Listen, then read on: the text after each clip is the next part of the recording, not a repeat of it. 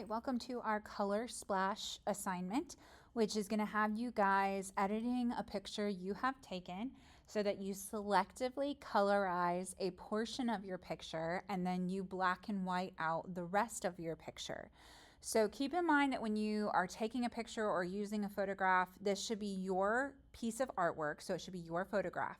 And when you're looking to take pictures of things, you want to try to find pictures that have a color that pops, because what you're going to be going for is something like this, where all of the picture except for her eyes is black and white, and then the eye color has been really emphasized in the picture.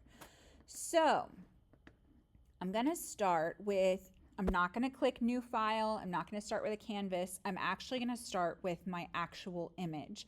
So I'm going to go to my files and I'm going to find my image. I'm going to right click on it and then I'm going to click open with and Photoshop.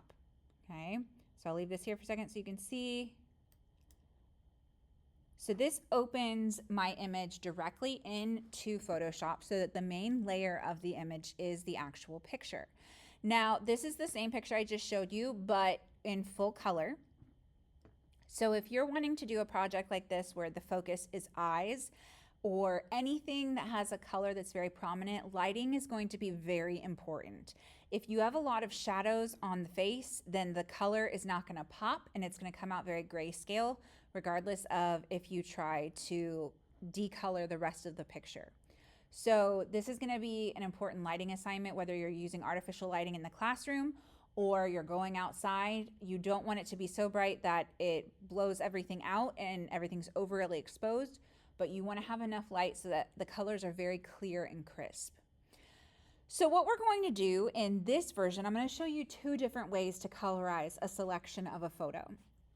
In this one, we're going to use the paintbrush to paint on and off a mask of black and white.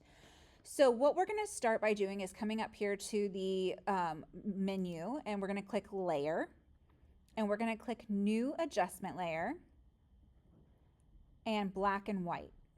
So again, that's layer, new adjustment layer, black and white. Click OK.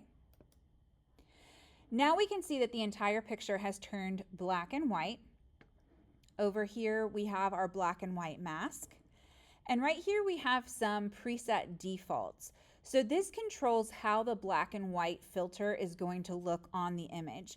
So if I choose darker, you can see it darkens the blacks up a little bit. There are some very subtle changes like that, okay? There are some much harsher changes. There's a softer one. Okay, that one's very dramatic, okay? So that, if you want a very particular effect, then that might be, you can see where the lights really pop light and the darks are really, really dark. I'm just going to leave it on default for now, but you can change that based on your piece of artwork. So what I want to do is focus on bringing the color out back in the irises of her eyes. So I have a layer over here for black and white. And on that layer, I have a layer mask, which is this white square right here. This is masking all of the color that's on this layer. If I turn this off, I get color again. So what we can do is we can use our brush tool, which is over here on the toolbar. It looks like a little paintbrush. Or you can hit the B as in boat, okay, button on your keyboard, and you're going to get a brush like this. Now I want to show you a few things about the brush up here in the brush menu, okay?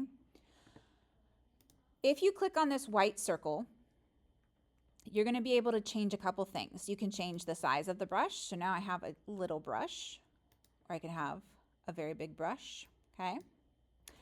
You can also change how hard the edge is on the brush. So if I have a full 100% hardness on the brush, watch what happens when I click. That circle is very clean, okay? The edges are very hard. It is a perfect circle, which is not supernatural looking. Everything kind of in nature is not exact. So a lot of times you want to reduce the hardness of that brush so that it feathers out a little bit. You see how these edges are nice and soft and it blends from color into black and white much more naturally. So I'm going to set the hardness level a little bit lower, okay, for this initial step. And the other thing that you can change is the opacity. If the opacity is at 100, then it's going to remove 100% of the filter. You can see over here on the mask that it shows the area that you have painted away. If I lower the opacity and I click, then you can see it barely changed. If I keep clicking, it stacks on top and it adds up until it's totally 100% opacity again. So I am going to go ahead and use 100% opacity because I want to completely bring the color back in. I am going to reduce the size of my brush, and on your keyboard, you can do this with the bracket keys. The brackets are right next to the P as in Paul button. So I'm going to bring that down until my brush is about the size of her iris. And I'm going to click one time. I'm going to come over to this side and do it one more time. And now I can see the areas that have been unmasked, and I can see the color coming through on my picture. Now, the one thing I want to point out is if I zoom in a little bit, you can see that around the edges of the eye, a little bit of the skin color has been brought back in. And I don't necessarily want that. I just want to see the blue of her eyes. So what I'm going to do is come over here to the left-hand menu, and I have these black and white boxes. I'm going to click the little switch arrows next to the black and white boxes. I'm going to come up here and make the hardness 100% on my brush, okay? And then I'm going to reduce the brush size so it's quite small. And I'm going to click and drag, like I'm coloring, over the areas that I notice that kind of red pigment around the edges of the eye. And I'm just cleaning it up. So if you look carefully, you can see that red going back to black and white, okay? And it cleans it up really nicely. So just by looking at it, this looks pretty good. I have a color pop, I have a color splash where the blue is coming through.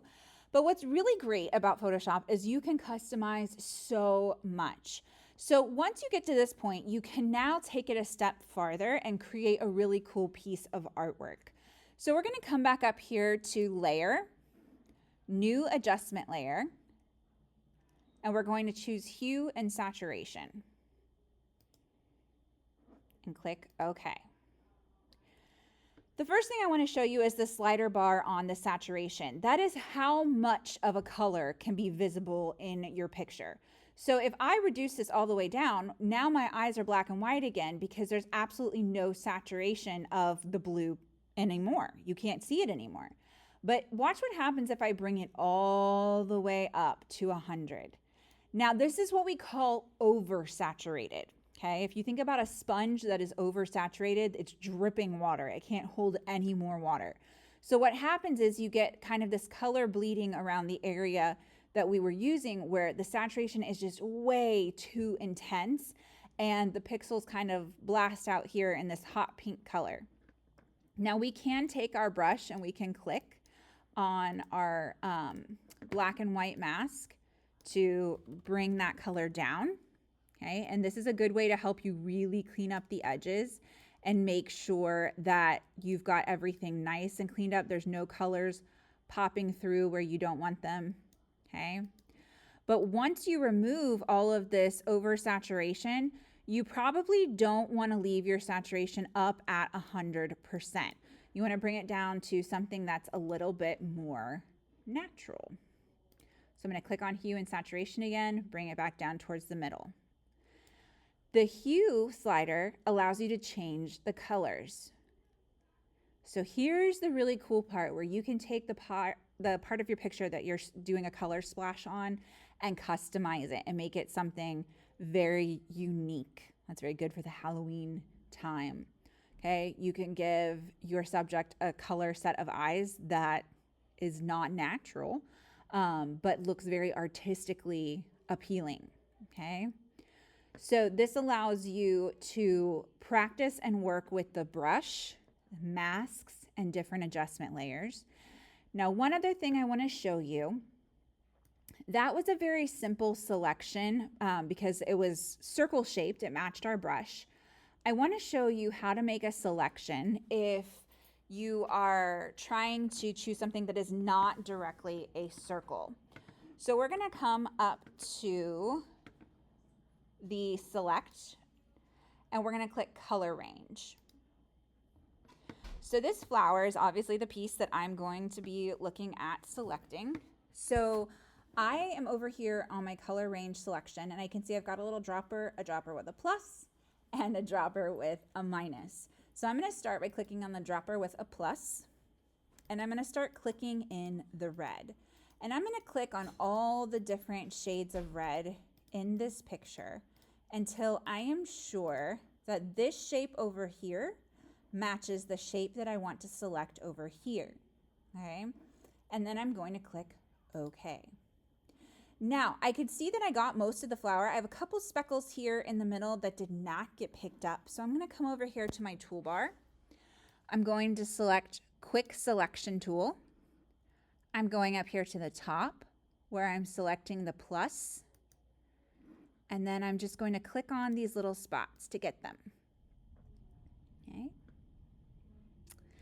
All right, so now underneath my picture, there is a little toolbar and it has this invert selection. So what it means is if you click this button, it's going to let go of the flower and it's going to select everything else on the screen. So I'm going to do that. So now you can see it's choosing everything else. And now that we've chosen everything else, I'm going to go to Layer, New Adjustment Layer, Black and White. And now I have my flower selected without having to use the painting option for painting on and off the mask. It has automatically selected everything with that red color. From here, I could go ahead and go Layer, New Adjustment Layer, Hue and Saturation. And I can do the same thing where I decide to change how this works. Using this method is also really helpful if you have multiple subjects that you want to select that are the same.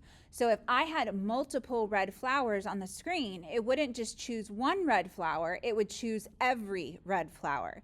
And then I could change all of them at one time. So once you have finished your color splash, you are going to click File, Save a Copy. Make sure you change it to PNG or JPEG. Give it a name, save it, and you can turn in your PNG or JPEG image to the assignment in Schoology. You also want to save a backup version by clicking File, Save, and save it as a PSD file. So if you need to come back in and edit anything later, you can do that.